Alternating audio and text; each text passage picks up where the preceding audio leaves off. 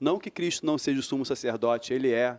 Isso eu acredito que ele é desde que ele foi assunto ao céu, não desde 1844. E o que eu não consigo entender, até lendo o livro O Sacerdócio Expiatório de Jesus Cristo, do Frank Holbrook, em quase todas as páginas, porque ele menciona isso, eu botava lá, não entendo o que no céu precisa ser purificado. Ok. O irmão poderia me explicar? O que no céu precisa ser purificado? Claro. No santuário terrestre, a gente até entende, porque o sangue era aspergido ali, sujava o ambiente, depois tinha que haver toda uma purificação, que era um ritual também para acontecer. Agora, no céu, eu não consigo entender o que no céu precisa ser purificado. Ok.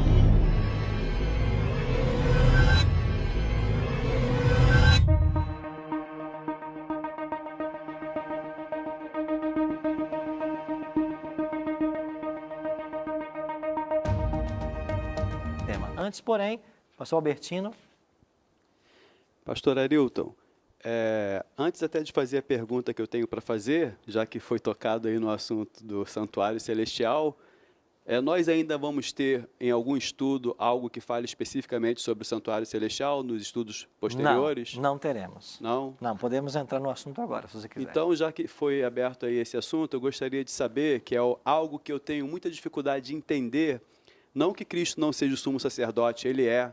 Isso eu acredito que ele é desde que ele foi assunto ao céu, não desde 1844. Acho que desde que ele foi para o céu, ele já é o sumo sacerdote. E o que eu não consigo entender, até lendo o livro O Sacerdócio Expiatório de Jesus Cristo, do Frank Holbrook, em quase todas as páginas, porque ele menciona isso, eu botava lá, não entendo o que no céu precisa ser purificado. Ok. O irmão poderia me explicar? O que no céu precisa ser purificado? Claro. No santuário terrestre, a gente até entende, porque o sangue era aspergido ali, sujava o ambiente, depois tinha que haver toda uma purificação, que era um ritual também para acontecer. Agora, no céu, eu não consigo entender o que no céu precisa ser purificado. Ok. A obra de Cristo, ela foi prefigurada em todo o sistema do santuário terrestre. Tudo que acontecia lá apontava de alguma maneira para o ministério de Cristo. A ovelha que lá morria apontava para o Calvário, a morte de Cristo. O sacerdote que recebia o pecador para que ele obtivesse o perdão, representava o sacerdócio de Cristo, que nos recebe como advogado. O sumo sacerdote, que uma vez por ano, no 10º dia do 7º mês, fazia juízo, representava o ministério de Cristo, sumo sacerdotal. Aí vem a sua questão. Ele sempre foi sumo sacerdote? Claro, ele é sumo sacerdote segundo a ordem de Melquisedeque, mas ele também exerce as funções sacerdotais. Por quê? Porque no ano 31, quando Jesus é assunto aos céus, ele vai para o santuário, ele lá começa uma obra de mediação. E a obra de mediação não era feita pelo sumo sacerdote, era feita pelo sacerdote. Ainda que o título dele seja de sumo sacerdote, mas Cristo também é chamado de sacerdote na Bíblia, então ele do ano 31 até 1844, ele atua como sacerdote. Ele não atua como sumo sacerdote, porque o sumo sacerdote só atuava no dia do juízo. Isso quer dizer que haveria algum momento que Jesus tinha que cumprir o papel sumo sacerdotal e começar o juízo. Aí vamos para Daniel 8,14, que é a profecia que vai dar a data do início do juízo. Até se passarem 2.300 tardes e manhãs, o santuário será purificado.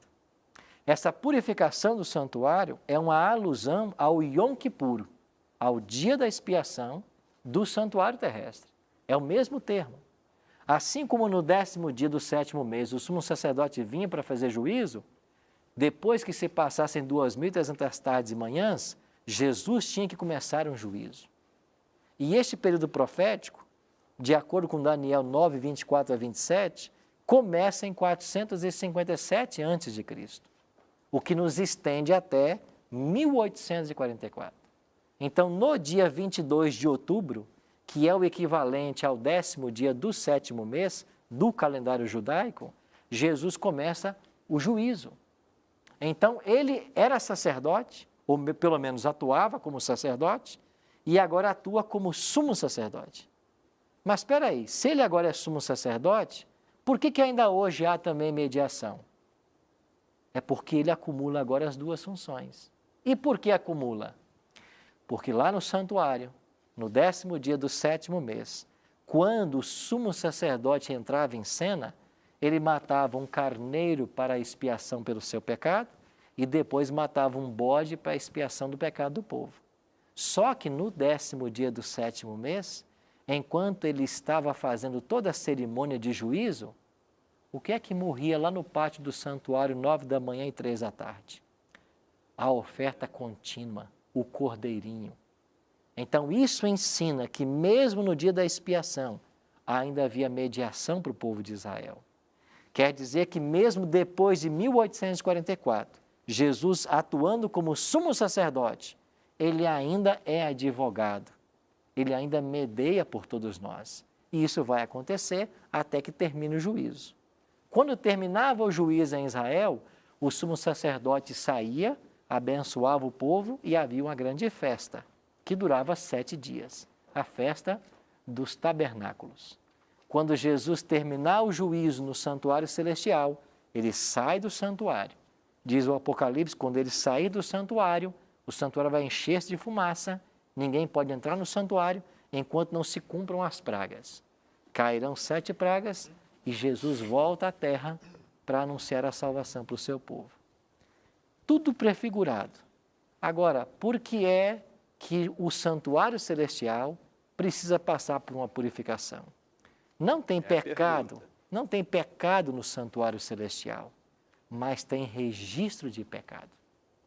O que é purificado no santuário é o registro do pecado do justo, que tem que ser apagado. Quando você peca, vimos algumas semanas atrás, os nossos atos vão para os livros de registros no céu.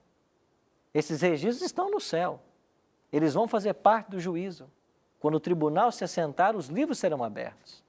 Então, a cena do juízo é uma cena em que o livro é aberto para que o caso seja estudado e o pecado perdoado. Então, esse perdão do pecado que é conferido significa o apagar o registro do santuário que eu cometi e era contra o pecador. Então, você não tem pecado no céu, você tem um registro do pecado do justo que vai ser apagado. É isso que tem que ser purificado no céu. Ok, então. Então não tem pecado no céu, Não. né? Porque eu pensei que o céu estava manchado com os meus pecados, Não. que são muitos, por O sinal. seu pecado não mancha estão o registrados. céu. Eles estão registrados. Ok. E o que tem que ser purificado lá é esse registro. Porque se esse registro não for resolvido, você não pode ser declarado justo e salvo. É por isso que nós precisamos de um advogado. Porque o meu pecado está lá.